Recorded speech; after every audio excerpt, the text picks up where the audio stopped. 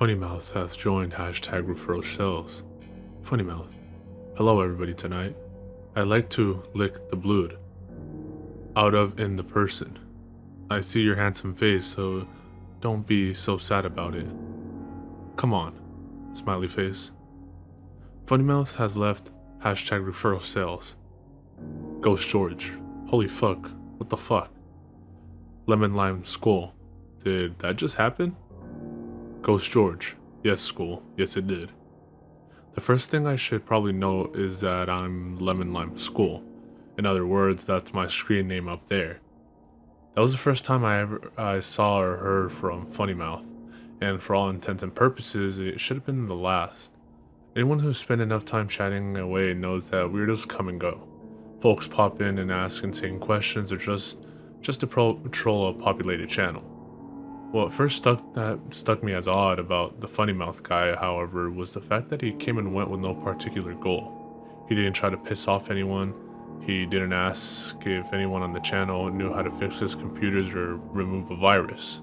He just stuck his head in, rattled off some random text, and happily fucked off. Lemon Lime School. So really though, what the hell? Ghost George. Not a clue. Lemon Lime School. He's in another channel if you want to find out. Hashtag lewd. Ghost George. I do not, sir. Lemon Lime Skull. XD, bitch. I don't know what results I expected from following this guy to another channel. I'm not the type that goes out of the way to annoy or argue with people. I'll usually avoid it at all costs, so when someone starts with me, I don't mind getting into it at that point. I guess what I'm saying is I have no idea why I pursued this. Lemon Lime School has entered blood. Lemon Lime School. Hey. He was sitting there in the channel by himself. Funny mouth. Staring emoji. Lemon Lime School. Smiling emoji. So... Funny mouth. Staring emoji. Lemon Lime School. So you're staring at me. That's rude. Funny mouth. Sorry, I just do it. It's okay. Lemon Lime. I see. Funny mouth. Staring emoji. I actually chuckled out loud at this point. He was weird and inoffensive. Lemon Lime School. You can come back to hashtag referral sales if you want. We're not going to boot you if that's what you were worried about. Funny mouth. Staring emoji. Lemon Lime School. Or not. Whatever, man. You just seemed interesting and I'm bored tonight. Funny mouth. I am broad tonight too. I always don't. Lemon Lime School. You always don't what? Funny mouth. I always don't, that's it. I always don't because they don't and then I get silly. Lemon Lime School. Okay, we'll see you around. Funny mouth. Staring emoji. And with that I left. The act got old fast, and I felt either this was someone trying too hard or a legitimate moron who was unaware of how to properly use a chat program. Sitting idly by yourself and popping into other channels for a split second seemed like a desperate bid for attention. I might have done that and laughed my ass off in around the 90s, but yeah, stupid. Ghost George, Lemon Lime School, nothing. I seriously don't know what he was saying. Ghost George. Ha. Welcome to the internet. Lemon Lime School. What's sad is that, besides you and me, the guy's the only active user here all night. Lemon Lime School kicks Killj and shouts, "Wake up!" Lemon Lime School. Blah. Silence dominated the channel for about a half an hour as I minimized the window and went about my business. Lemon Lime School. Anyone on? Nothing. 8 users in the channel, not a single one active. Lemon Lime School. Boring. Why are you all so boring? Funny mouth. Staring emoji. Lemon Lime School. Wake up. Lemon Lime School puts everybody's hands in a bowl of warm water. It took me a few seconds to see it. Funny mouth again. Staring again. I physically slumped my shoulders with a not this shit again sigh. Then I noticed he wasn't in the channel. Lemon Lime School. Question mark. ...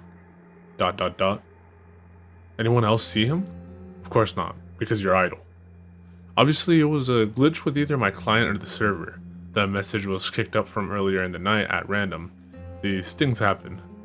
Still, it creeped the hell out of me.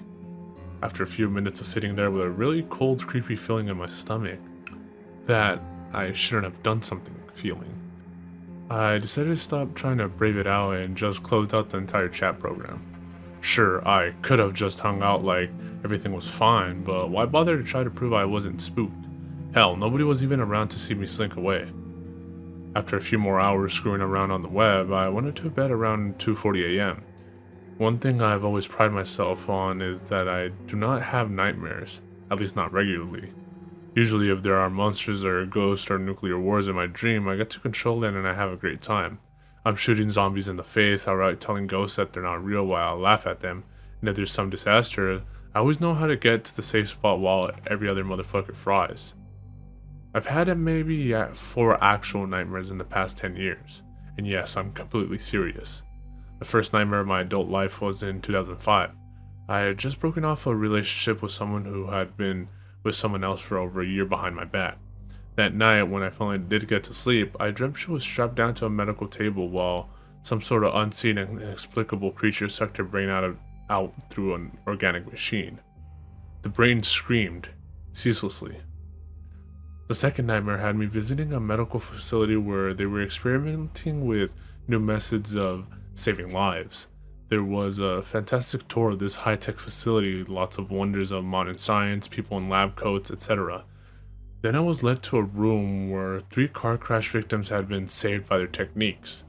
This included a slowly rocking young girl whose face had been completely distended and hung around her chest, and a woman who was nothing but a cluster of twitching severed limbs, all held together by a drawn-out kite-like span of flesh.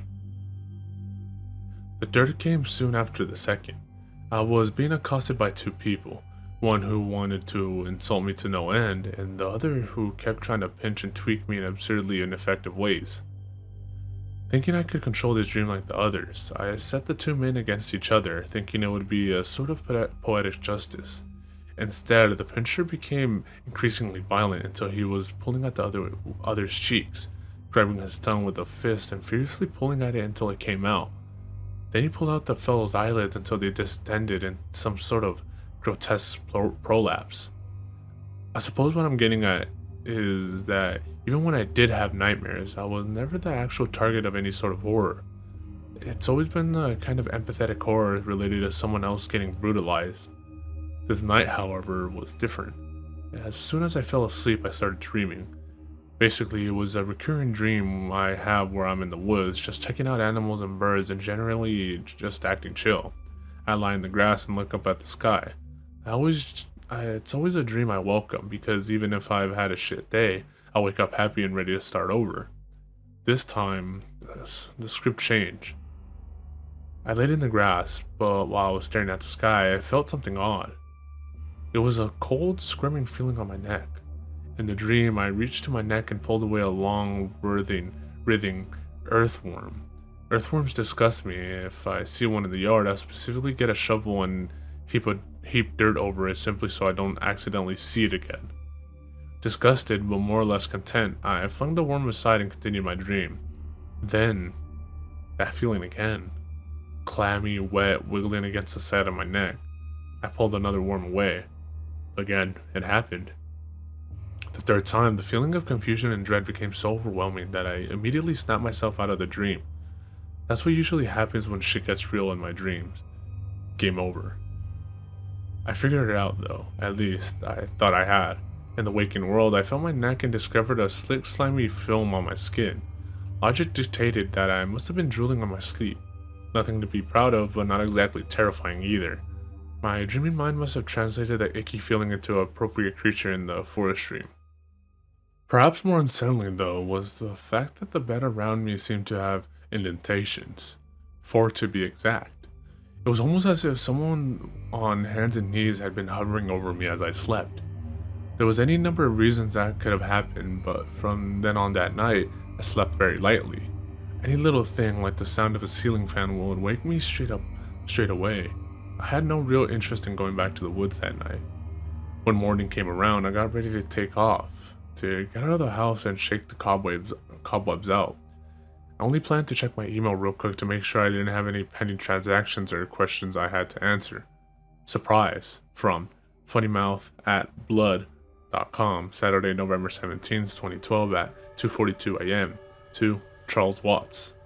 I had a good time to talk to you. It can be fun again. You'll see what. I don't like stop it. As you probably recall, I hadn't given this asshat my email address. However, logical answer is someone else on the channel must have. He obviously came back to refer sales, asked someone who I was, and that douchebag completely betrayed me, knowing I don't give out my personal contact info. Although, the email was dated 2:40. That was pretty much the moment I went to bed, when everyone on the channel was still idle. Even though I well and truly knew I was taking some sort of bait, I responded from Charles Watts, Saturday, November 17th, 2012 at 9:29 a.m. to Funnymouth at blood.com. Yeah, bro, not exactly sure I want you emailing me. It was clear and to the point. There was no mistaking the message I was sending, and though it was snippy, I wasn't goading him into replying by starting a flame war. But of course, from Funnymouth at blood.com, Saturday, November 17th, 2012 at 9:30 a.m. to Charles Watts. Come on, don't be so sad about it. I know you can like it, we will have fun a lot of the time. It's okay even. And with that, I blocked his address. Really, I should have done that in the first place, but I still had some sick sort of interest in exactly where this was going. Maybe if I put my foot down, he would admit he was just screwing around and call me a humorless wet blanket. When I saw it was just the same old bullshit, that gave me the green light to go ahead and shut the guy out. For what it's worth, you can relax at this point. The blocking stuck. There was no follow-up message circumventing the ban. After a few minutes, I assured myself that was all over and I went about my day. It wasn't until I got home at dusk that the cold, squirming feeling in my stomach started all over again, and I had no idea why. Well, that's not entirely true. I had some idea. I checked my email. Nothing from Funnymouth. However, there was an email from George G, Saturday, November 17th, 2012 at 2:03 p.m. to Charles Watts. Hey, refersales.com is fucked up. I can't get shit to load. When you're online, please take a look ASAP. Peace and carrots, George, blood. Lol skeletons added by lol skeletons. I let out a string of curses. Downtime meant lost sales, and I'd been out all day with no way for a hordehead to contact me. If I'd been a little bit less strict with my personal info, he could have just called me. I loaded the site and waited for some sort of error screen. Instead, it began to reroute to another page, blood.com, from Charles Watts, Saturday, November 17th, 2012 at 6:15 p.m. to George G. Yeah, I see it. It's redirected to a website with a giant pixelated face with a messed up tongue. I think this has to be that Funny Mouse piece of shit. Do you give him my email with the domain in it?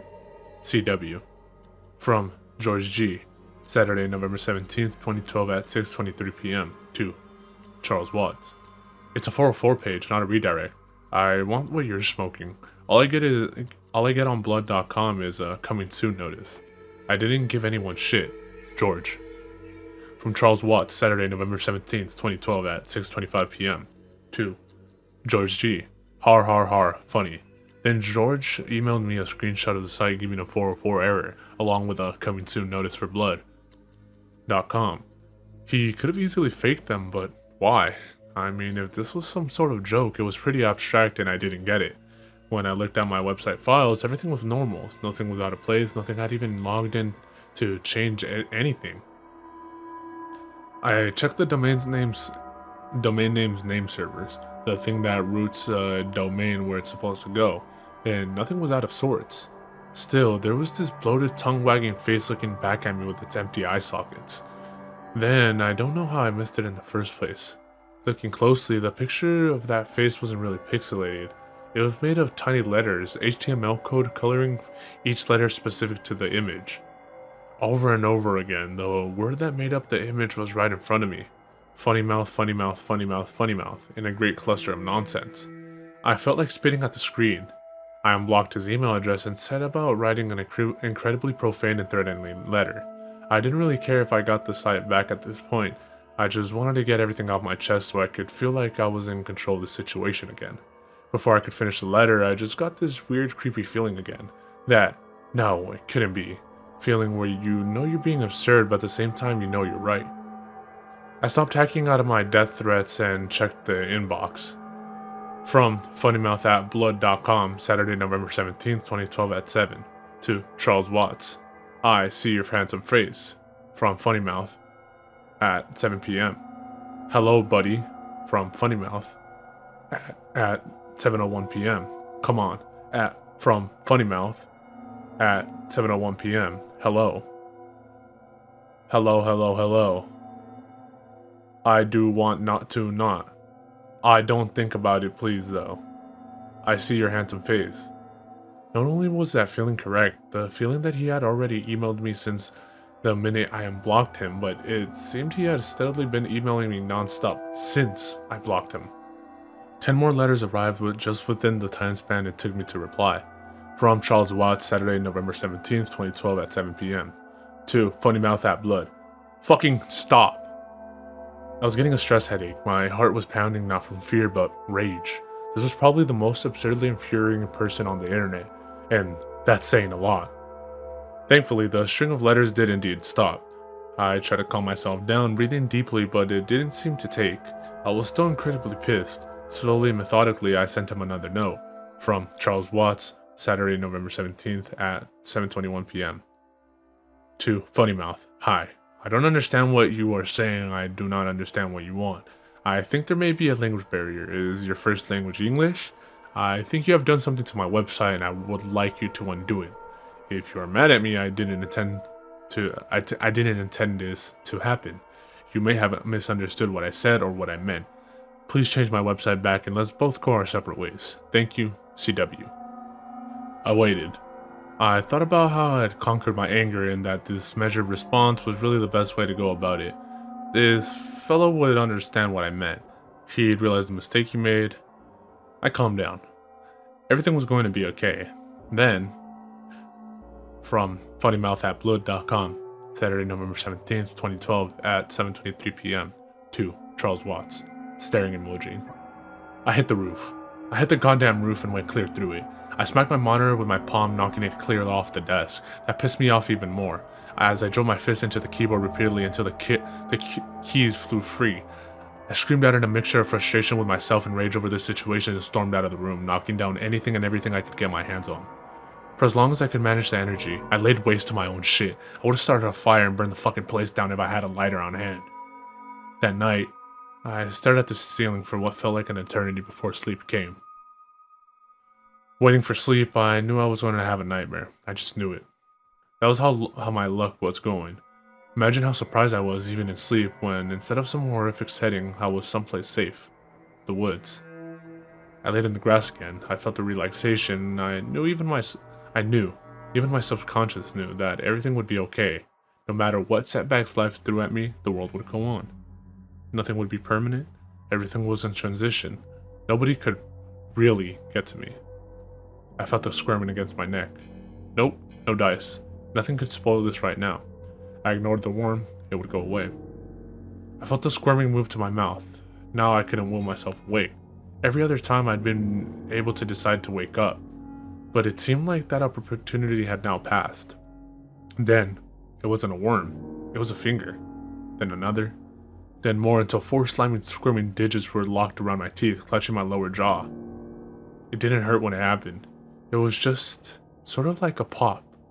More pressure than pain. It was quick, and before I even knew what was going on, it was over. I then managed to force myself awake. I sat up and got to my feet in complete darkness. Feeling my way around the walls, I made my way into the bathroom. There, I finally flicked the light switch.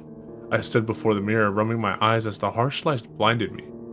I stared into the mirror for minutes on end with no reaction, no feeling, no thoughts. Then I smiled. I smiled as best as I could. Now that my jaw was completely broken, hanging loose around my neck, my tongue lolled out listlessly like a paralyzed, gooey slug. My teeth weren't rooted in anything but threads of flesh. I could pull them out by hand with about the same discomfort as a needle prick. I laughed, the halting sound coming out like the gurgle of a backed up sewer drain. What a handsome face. What a funny mouth. A funny mouth. A funny mouth, funny mouth, funny mouth. Lemon Lime School has joined #refer sales. Lemon Lime School, I see your handsome face. Don't be so sad about it. Smile face. Ghost George. Hey, where the fuck were you? Hello? Charles? ... Lemon Lime School. Staring emoji.